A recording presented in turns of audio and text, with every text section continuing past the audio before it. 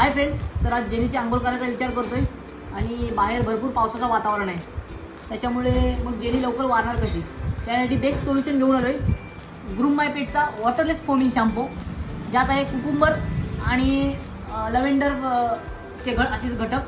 ते आपल्या डॉगच्या स्किनसाठी आणि चांगल्या कोटसाठी आपल्याला खूप फायदेकारक आहे. चला तर आपण अप्लाय करूया. दाखवतो कसं अप्लाय करायचं. थोडंही घ्यायचं आणि तिच्या आपल्या पार्टवर मस्त की अशी सर्वीकडे अप्लाय करून घ्यायचं. आपल्या सर्वीकडे आपला शॅम्पू लावून झालेला आहे.